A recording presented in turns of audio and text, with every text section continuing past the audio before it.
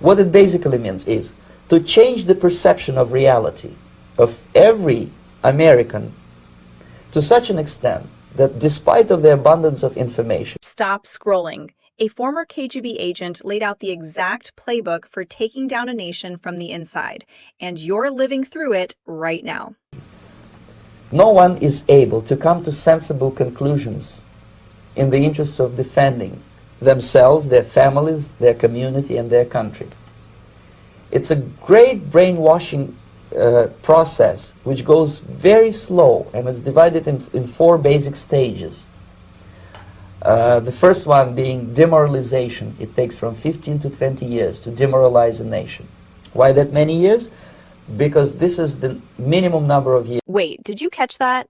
This guy isn't just throwing around buzzwords. He's literally a KGB defector breaking down a 4-stage process used to destabilize an entire country from the inside out. He calls it ideological subversion, or active measures. The wildest part is that he says the first stage, demoralization, takes exactly 15 to 20 years. Why that long? Because that is the precise amount of time it takes to educate one single generation of students. He is talking about pumping a completely different ideology into the soft heads of the youth without anyone pushing back with traditional values. Once that generation grows up and takes positions of power in the government, the civil service, business, mass media, and the educational system, you are stuck with them. You cannot get rid of them. They are programmed to react to certain stimuli in a very specific pattern. Even if you expose them to authentic information or prove to them that black is black and white is white, you cannot change their perception. It is irreversible until you spend another 20 years educating a new generation. We can establish community land trusts to gradually buy up housing on the private market and convert it to community ownership.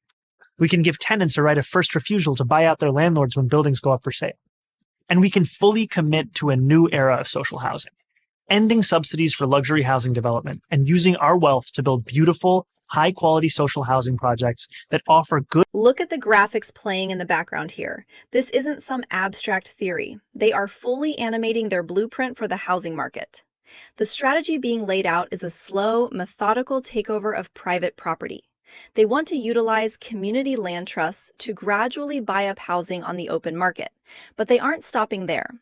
The ultimate goal is to convert those private properties entirely into community ownership. They want to give tenants the right of first refusal to completely buy out landlords the second a building goes up for sale. It is a massive shift away from the free market. They want to completely end any subsidies for luxury development and funnel all that wealth into building public housing projects. They are openly admitting that they won't be able to de-commodify housing overnight, but they have a history to guide them and know exactly what steps to take. It is a calculated step-by-step strategy to eliminate private land ownership and replace it with a state-run, socialized system. Rescue workers and firefighters arrive in Venezuela to assist, to help in the rescue and damage assessment efforts. Whenever a socialist country becomes... Check out the uniforms and the gear on those rescue workers. That is a United States rescue team touching down in Venezuela. It is a fascinating reality check when you put it into perspective. Here we have a nation that fully embraced socialist policies, ultimately leading to massive economic collapse and systemic failure across their infrastructure. Yet when a massive disaster strikes and they are completely overwhelmed, who do they rely on? They don't look inward because the resources simply aren't there anymore. They have to rely on a wealthy, capitalist nation to swoop in with the funding, the elite training, and the advanced gear to run the rescue and damage assessment efforts. It is a glaring contradiction.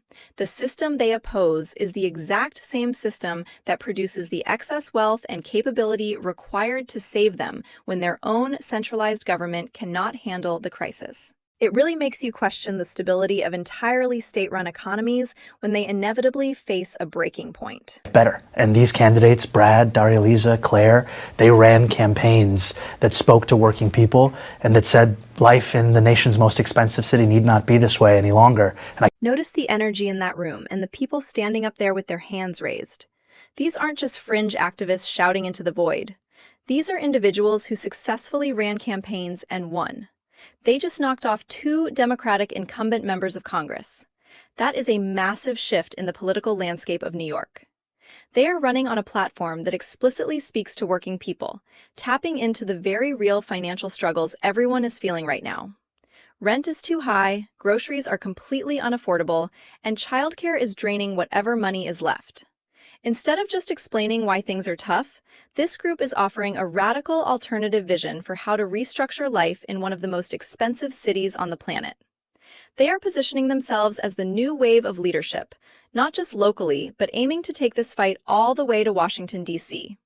It is a highly organized movement quickly gaining momentum. It's not simply to raise class consciousness, but to win socialism. And obviously raising class consciousness is a critical part of that. But making sure that we have candidates that both understand that and are willing to put that forward at every which moment that they have, at every which opportunity that they're given.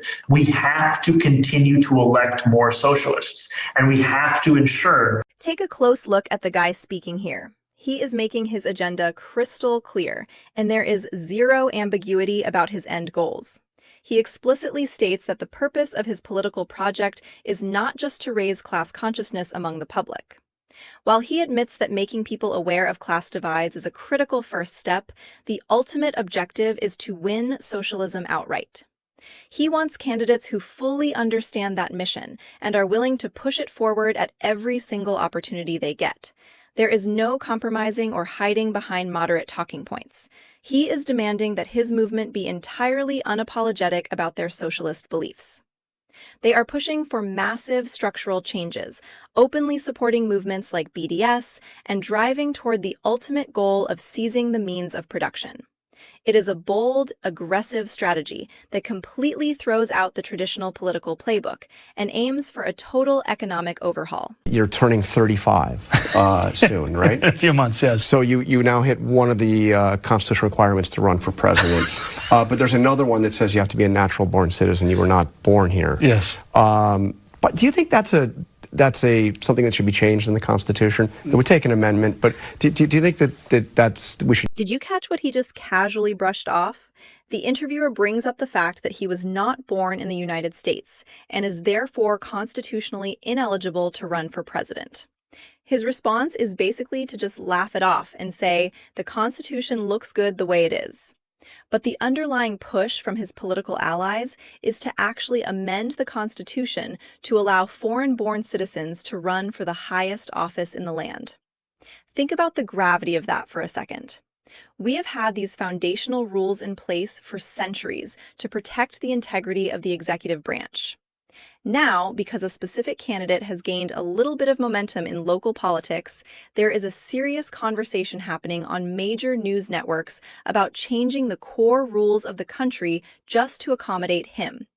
It shows you exactly how fast they want to move and how little they respect the established systems that have governed this nation since its inception. Every single person should have housing. And I think faced with these two options, the system has hundreds of thousands of people unhoused, right? For what? And if there was any system that could guarantee each person housing, whether you call it the abolition of private property or you call it, just a statewide house. Listen to the two options he presents here. He is arguing that every single person should be guaranteed housing by the state, pointing to the hundreds of thousands of unhoused people as proof that the current free market system is failing. But look at his proposed solutions. He says we need a system that absolutely guarantees a home for everyone, and he literally equates this to the abolition of private property. Whether you call it abolishing private property or a statewide housing guarantee, he admits it is the exact same thing to him. This is an incredibly extreme economic stance. If the government guarantees housing and abolishes the right to own private real estate, you completely destroy the foundation of generational wealth for millions of families. It essentially hands total control of living standards and property distribution directly over to a centralized government authority. He is not just talking about building a few more affordable units. He is talking about dismantling the entire concept of private ownership. The playbook is completely out in the open now. Hit subscribe if you want to stay awake.